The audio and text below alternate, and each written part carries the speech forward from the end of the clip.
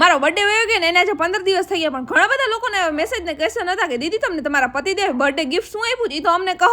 તો ચાલો આજે આ વ્લોગ હું તમારી સાથે શેર જ કરી દઉં. બર્થડે ના બીજા દિવસે રોજની જેમ સવારમાં ઉઠીને આપણે તો ભાગવા માંડ્યા સલૂને જવા.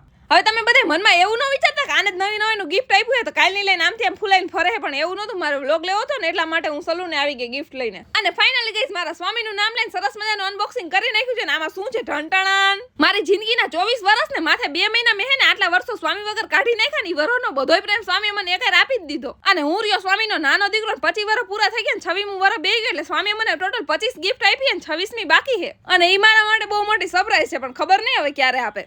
આ બધી નાના મોટી વસ્તુઓ લેવા માટે મારા સ્વામી ને મારા સિસ્ટર 2-3 દિવસ સુધી બજારમાં રેખડાતા હોય, તો મને ખબર હતી, પણ એ નહોતી ખબર કે આટલી બધી ગિફ્ટ લઈ આવશે. આ જેટલી ગિફ્ટ હતી ને બધી મારા પસંદની છે. મને નાના છોકરાની જેમ નાના છૂછા રમકડા બહુ ગમે, તો સ્વામી બધું એવું જ લે મારા હાટું. અને આ 25 ગિફ્ટ નો સરસ મજાનો ફૂલ બ્લોગ છે ને હું મારી YouTube ચેનલમાં કાલે પોસ્ટ કરવાની છું, તો તમે જરૂરથી જોજો.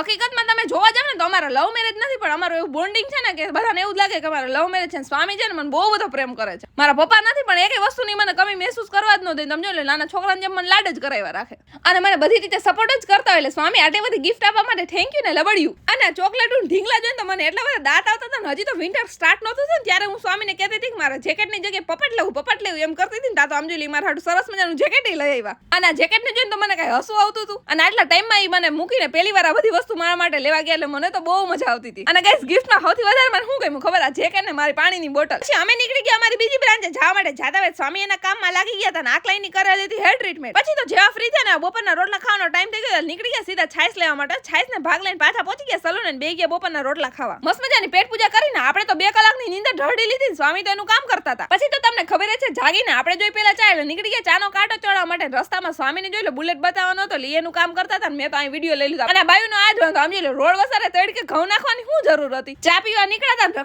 રખડતા જોઈ લો રસ્તામાં હું ચીકી જોઈ ગઈ, કેમ કે મને બહુ ભાઈ સ્વામી પાસે વેન કર્યું, નાના છોકરાને જેમ કીધું લઈ જ દો. હવે પીવો તો સરસ મજાનો ચા, પણ ક્યાં હારો મળે ની કઈ ખબર નહોતી. પછી એક જગ્યાએ કેટલા બધા માણસ ચા પીતા. સ્વામીને કીધું અહીં હારી ચા મળતી, ઊભી રાખો, નામ નથી ખબર. સરસ મજાનો ચાનો કાંટો ચડાઈને પહોંચી ગયા સલૂને. મારા બર્થડે ના દિવસે સ્વામીને મેં કેટલી બધી ચોકલેટો આપી. આમ જોઈ લો મારા પર્સમાં જ પડી હતી અને એકઈ નહોતી ખાધી. એટલે આજ તો ચોકલેટનું જ કામ લઈ લીધું. બે માણે બેઠા કેટલી બધી ચોકલેટો ખાધી. પછી આપણે નાના ગુગલાની જેમ પી લીધું સ્વામી આપેલી બોટલમાંથી પાણી. પછી રાત્રે રોટલા ખાઈને અમે નીકળી ગયા બહાર આડો મારવા માટે. મારે ખાવી હતી આઈસ્ક્રીમ, પણ કઈ ખાવી ની ખબર નહોતી પડતી. મારો ફેવરેટ છે ને ચોકલેટ ફ્લેવર જ છે. એટલે હવે ભાઈ કઈ આઈસ્ક્રીમ આપી ની તો મને ખબર નથી, પણ જે આપી બહુ સારી હતી. સરસ મજાની આઈસ્ક્રીમ ખાઈ જ લીધી. અત્યારે ઠંડી ઓછી પડે ને એટલે ખાઈ લીધી. સ્વામીને કીધું બહુ ઠંડી પડે ને એટલે આપણે કાવો પીવા જાવ. આઈસ્ક્રીમ ખાઈને મારું પેટ ઠર્યું ને એટલે સ્વામીને થોડાક આશીર્વાદ દઈ દીધા કે આખી જિંદગી તમારી બાઈ તમારા હારે જ રહી. હાલો આજ માટે આટલું જ. હવે થઈ જાય ઘર ભેગા. મળી આવા જ કંઈક નવા વ્લોગની સાથે. Tata bye bye guys.